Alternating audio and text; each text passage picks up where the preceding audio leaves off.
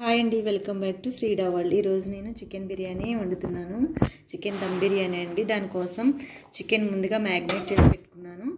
KG చికెన్ని శుభ్రంగా కడిగి పసుపు, ఉప్పు, కారం, garam masala and fried onions and కస్తూరి మెంతి, కొత్తిమీర, పుదీనా అన్నీ వేసి పెరుగు కూడా వేసేసాను. పెరుగు అన్నీ వేసి శుభ్రంగా అన్నీ కూడా మిక్స్ చేసి పర్వాలేదు ఇవన్నీ బాగా మిక్స్ చేసేసి ఒక 2 అవర్స్ ఆర్ 3 అవర్స్ నేను అలా పెట్టేసి ఉంచానండి. నెక్స్ట్ వచ్చిన తర్వాత బిర్యానీ రైస్ అయితే ముందుగా మ్యాగ్నేట్ చేసి పెట్టాను ఒక 1/2 అవర్ బిఫోర్.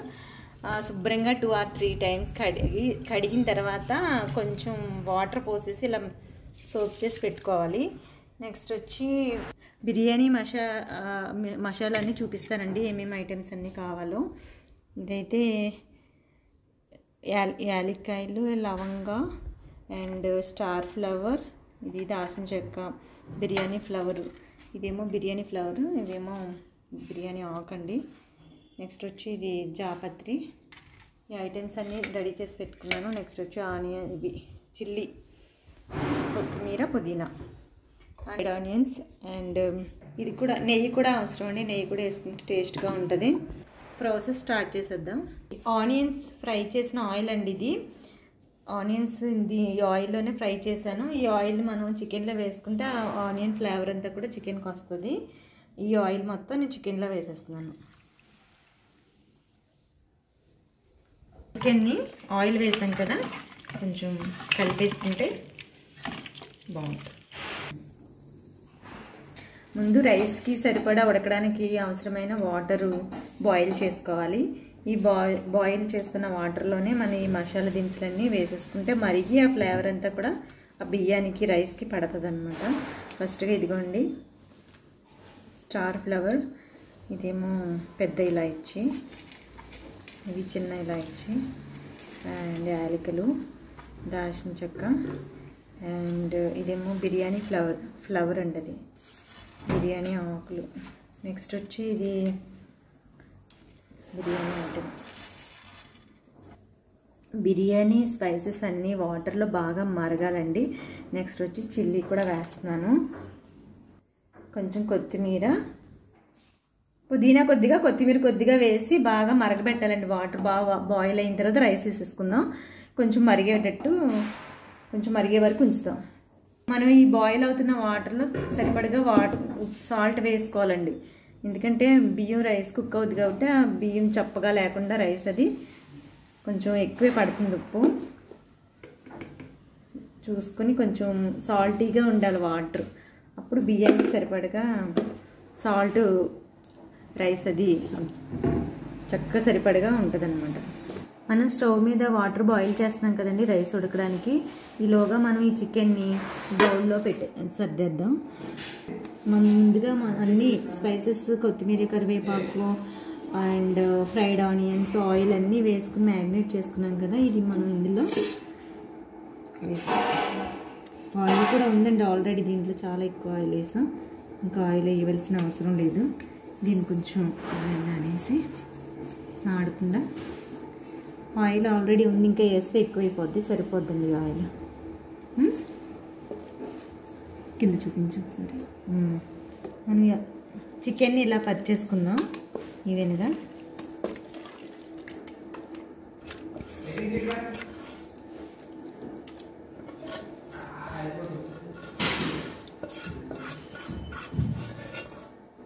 కొంచెం పైకి పెట్టి బాగా కనిపిస్తున్నాను.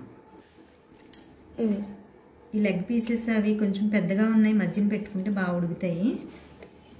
పెద్ద పీసెస్ అవి మధ్యన పెడతాం, చిన్నవన్నీ ఇలా లాస్ట్కి కొద్దిగా ఇలా అడ్జస్ట్ చేసేసి సర్దేసుకుని రైస్ ఉడికిలోకి ఇది మనం ప్రిపేర్ చేసేసుకుంటే పని త్వరగా అయిపోద్ది.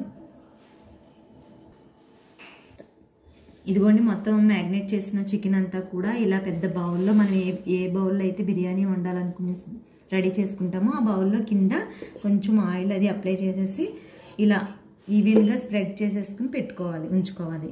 ఈలోగా మనకి రైస్ కుక్ అవుతుంది కదా, ఆ రైస్ కుక్ అయిన రైస్ని మనం దీని మీద వేసేయచ్చు.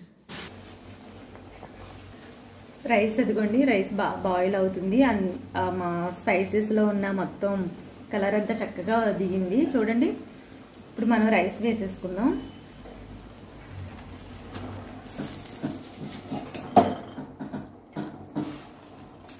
వచ్చేసి లెమన్ పిండుకోవాలండి. లెమన్ కూడా పిండుతున్నాను.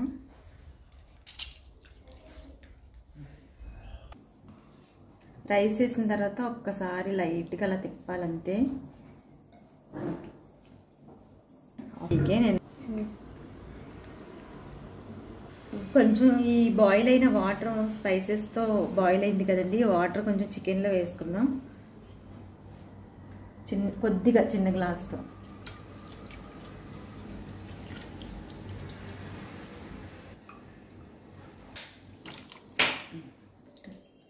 చాలండి. అది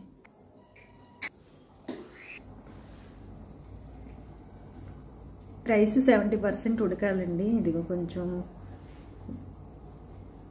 ఇలా చూసుకుని కింద లేయర్ మాత్రం 70% ఉండదనగా వేసేసుకుంటే బాగుంటుంది. కొంచెం వేసేద్దాం.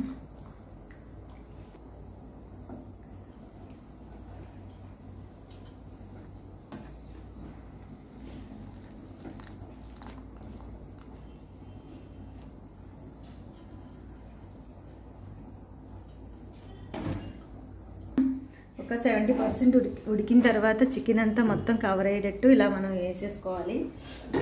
మిగతాది కొంచెం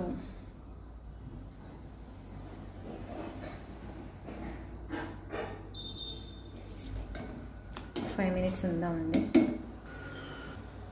ఒక లేయర్ వేసిన తర్వాత కొంచెం పుదీనా, కొత్తిమీర అండ్ ఫ్రైడ్ ఆనియన్స్ వేసుకుందాం.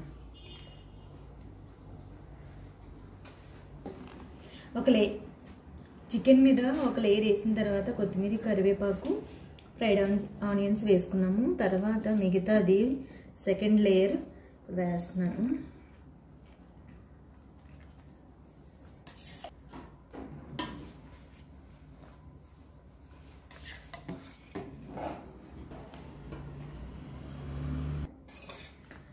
సెకండ్ లేయర్ కూడా వేసేసానండి. వేసేసిన తర్వాత కొత్తిమీర, కొంచెం కరివేపాకు, ఫ్రైడ్ ఆనియన్స్ అండ్ కొంచెం నెయ్యి కూడా వేసుకుంటే టేస్ట్ ఉంటుంది. ఇది మెల్ట్ అవ్వలేదండి, నేను ఇలా వేసేస్తున్నాను అక్కడక్కడ. తర్వాత కలిపినప్పుడు మొత్తం ఏం కలుస్తుంది.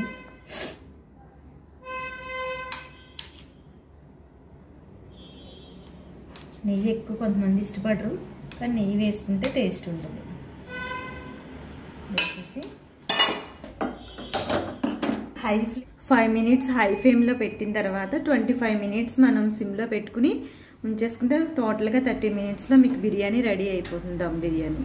ముందు మనం లోపల నుంచి బయటికి ఆవిరి రాకుండా దీని మీద ఏదైనా బరువు పెడదాం. అయితే ఇది ఉందండి రౌండ్, ఇది పెట్టేస్తున్నాను బరువు ఎక్కువ ఉంటుందని. ఒక 5 minutes మాత్రం హై ఫ్లేమ్లో ఉంచి నెక్స్ట్ 25 minutes కూడా మీరు మీడియం ఆర్ సిమ్లో పెట్టేసుకోండి. చక్కగా స్లోగా దమ్ అవుతుంది లోపల.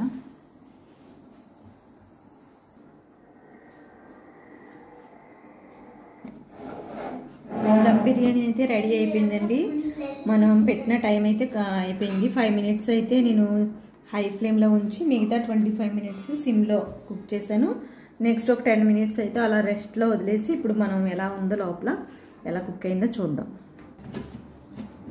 చూస్తున్నాను. వావ్, సూపర్ కుక్ అయిందండి కరెక్ట్గా.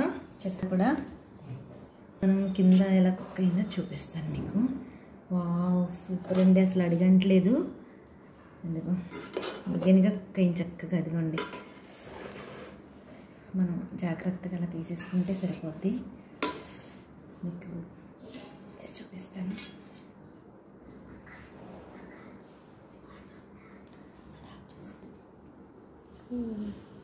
చికెన్ ఎంత బాగా కుక్ అయిందో చూడండి.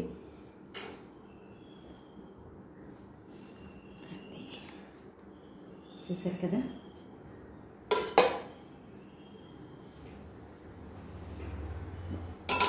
స్మెల్ అయితే సూపర్ ఉందండి. వేడి వేడి బిర్యానీ చాలా బాగా కుదిరింది.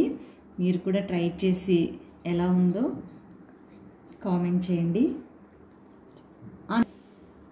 చూడండి ఎంత చక్కగా కుక్ అయింది. అసలు అడుగు కూడా మాడలేదండి, చక్కగా వచ్చింది బిర్యానీ.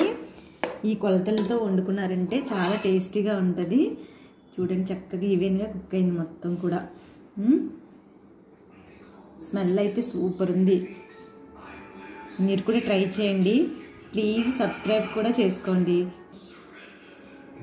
లైక్ చేసి సబ్స్క్రైబ్ చేసుకుని షేర్ చేయండి వీడియో. Please subscribe.